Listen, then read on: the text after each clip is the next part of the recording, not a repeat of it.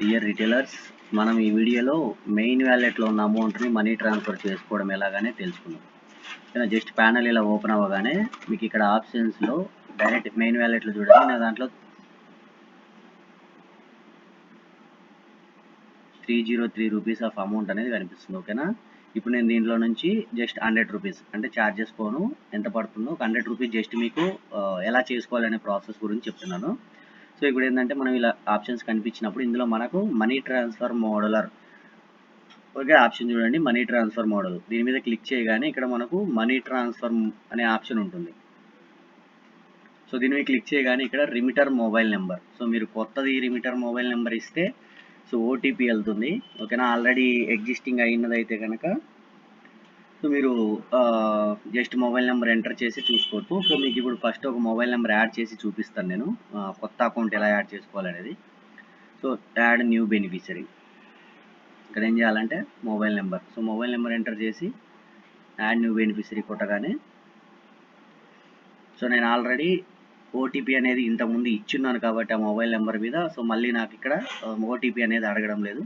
So ఇక్కడ నార్మల్గా మనం ఎలా అయితే పేఅవుట్లో అకౌంట్ డీటెయిల్స్ ఇచ్చుకుంటామో అలా ఇచ్చి యాడ్ బెనిఫిషరీ కొట్టాడు. సో బట్ ఇక్కడ ఏంటంటే మీకు సింగిల్ స్టెప్ ఇందులో 49,999 రూపాయలు మాత్రమే ఒక ట్రాన్సాక్షన్కి అవుతుంది. ఓకేనా, ఒక ట్రాన్సాక్షన్కి 49,999 రూపాయలు మాత్రమే అవుతుంది. మీకు పేఅవుట్ లాగా అయితే సింగిల్ టైం 2 lakhs అట్లా సెటిల్మెంట్ అనేది అవ్వదు.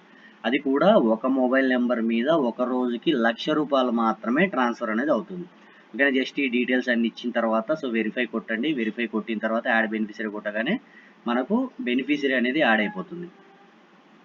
ఓకేనా, ఇప్పుడు మనం యాడ్ అయిన బెనిఫిషరీ చూసుకోవాలి అంటే సేమ్ మొబైల్ నెంబర్ ఇచ్చేసి సర్చ్ రిమిటర్ లిస్ట్ అని కొట్టగానే ఇలా బ్యాంక్ అకౌంట్ లిస్ట్ అనేది వస్తుంది. సో ఇక్కడ చూడండి, ఇక్కడ నా పేరు మీద నేను ఒక అమౌంట్ అనేది అకౌంట్ అనేది ఆల్రెడీ యాడ్ చేసి పెట్టాను. ఇందాక మనం అక్కడ క్లిక్ చేసాం కదా యాడ్ బెనిఫిషరీ, సో అకౌంట్లో వచ్చేసి ఇలా కనిపిస్తుంది. సో ఇప్పుడు మనం ఏం చేయాలంటే జస్ట్ సింపుల్గా దీని మీద క్లిక్ చేయగానే సో మీకు ఇప్పుడు జస్ట్ ప్రాసెస్ అంతా సేమ్ ఉంటుంది. బట్ ఏంటంటే ఇక్కడ వేరియేషన్, ఇక్కడ అమౌంట్ లెస్ ఆఫ్ అమౌంట్ మాత్రమే వెళ్తుంది, అది కూడా మెయిన్ వ్యాలెట్లో ఉంటే మాత్రమే వెళ్తుంది. సో ఇక్కడ చూడండి, నేను జస్ట్ సింపుల్గా 100 రూపీస్ ఇచ్చాను. సో 25 రూపీస్ అనేది ఛార్జ్ పడుతుంది. ఇది మీకు 49,999 రూపాయలు ఒక సింగిల్ ట్రాన్సాక్షన్ వరకు ఇదే ఛార్జెస్ ఉంటాయి.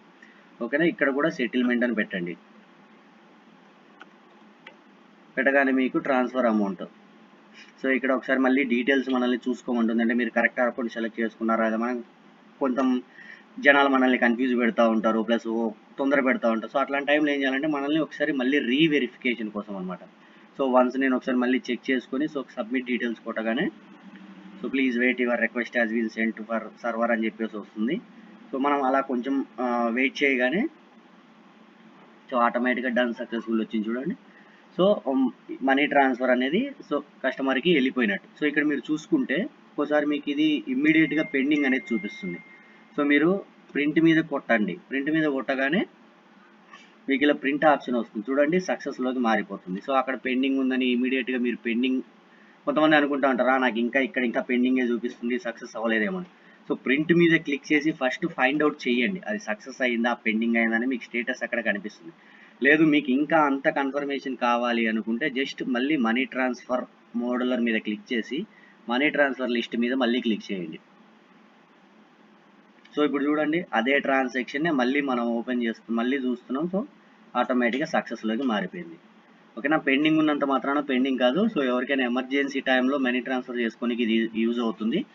సో ఏదైనా ఉంటే మాత్రం ఇలాగా చేసుకోండి. ఓకేనా, థ్యాంక్ యూ.